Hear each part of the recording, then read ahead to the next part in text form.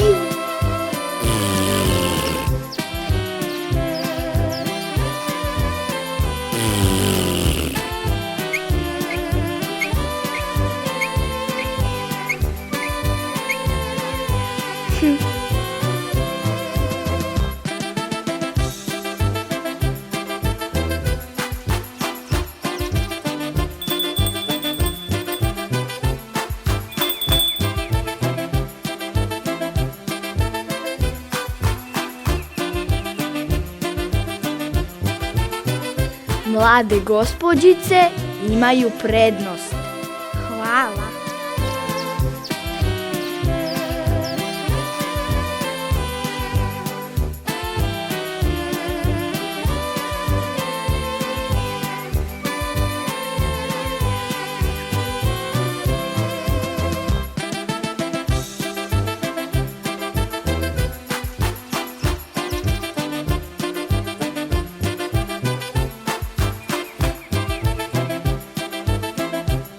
Treba biti kavalir.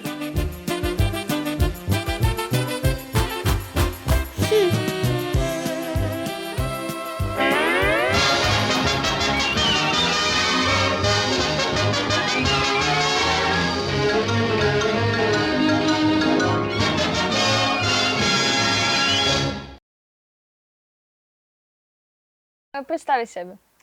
Dakle, ja sam Leda Globan, ja sam članica Fotokino video kluba Zaprešić. Ne u kameru. Ok, idemo iz početka.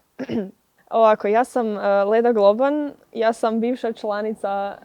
Članci još uvijek, Još uvijek, ok. Jesam, kaj fakat! Još imam onu člansku iskaznicu. Ovako, ja sam Leda Globan, ne, iz početka. Ja sam Leda Globan, ja sam James Bond, ono. Iz početka, okej.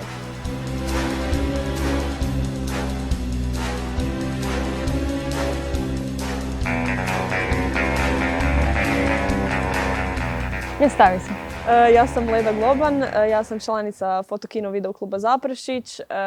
Prvi put učlanila sam se 2007. godine kad sam imala samo 8 godina. I od tad sam napravila, uz naravno mentorstvo Jadranka Lopatića, kojim ovim putem pozdravljam, napravila sam jedno 4-5 animiranih filmova. Zašto se baš baviš animacijom?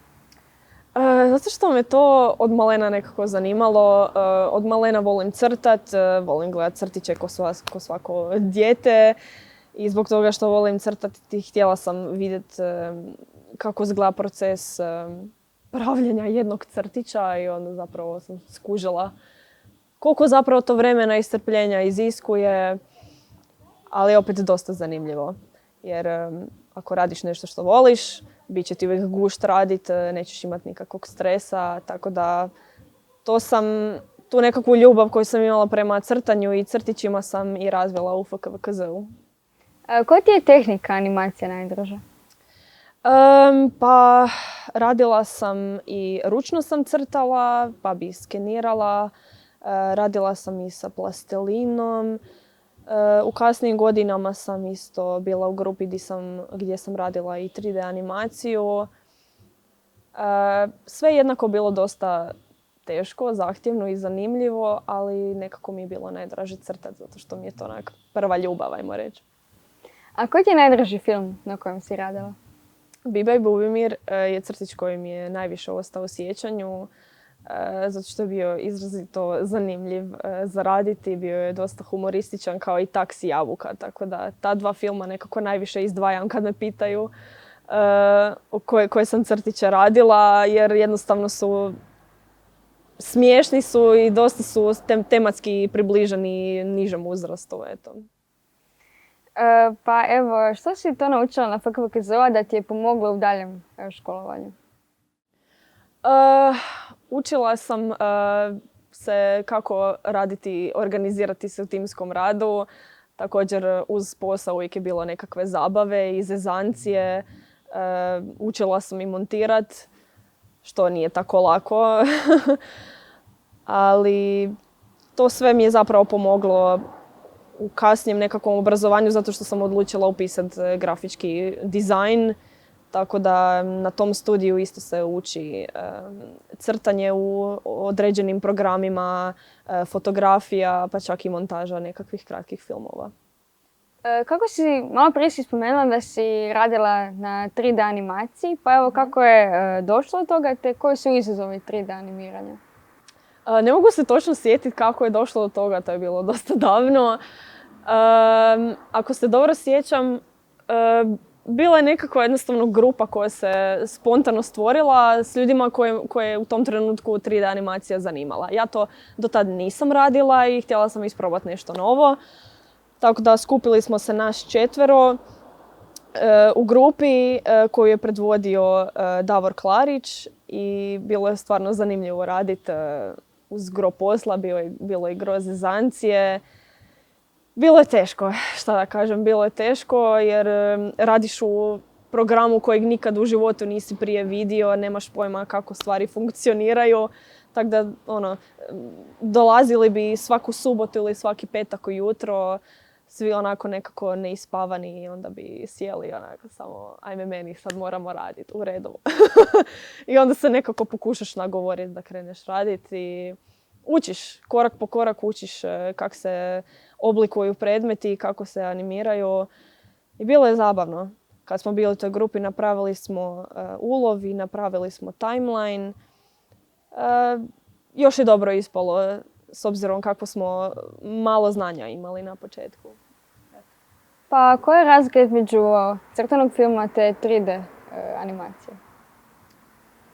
Pa po nekakvoj zahtjevnosti posla bi rekla da je tu negdje, da je na istoj razini. Samo što kod crtanog filma crtaš ručno i onda opet moraš montirati na kompjuteru, nema druge. Ili fotografiraš i opet moraš montirati u nekakvom programu. A kod 3D animacije odmah od početka radiš u programu i mislim, sve se svodi na to kaj ti se više sviđa, kazam. Gdje si našla inspiraciju za prošle filmove? Za prošle filmove? Moja mašta i surađivanje sa drugim osobama. I pa na temelju starih nekakvih crtića koje bi kao mali gledala, tako da sve je to tu negdje. Možeš nam reći na kojim si sve festivalima sudjelovala? Bila sam 2015. U Grčkoj, u Pirgosu. Mali jedan gradić koji je ostao mi je u pamćenju kao gradić pun smeća, ali bilo je jako, jako dobrih ljudi tamo. Iz raznih zemalja sam ih upoznala i bilo je stvarno zabavno raditi s njima na projektima. Bila sam također i 2016. u Berlinu.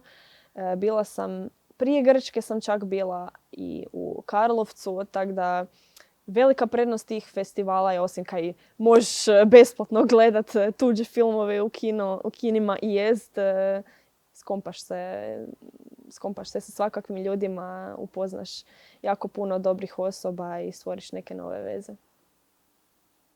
Hvala ti što si došla. Hvala vama.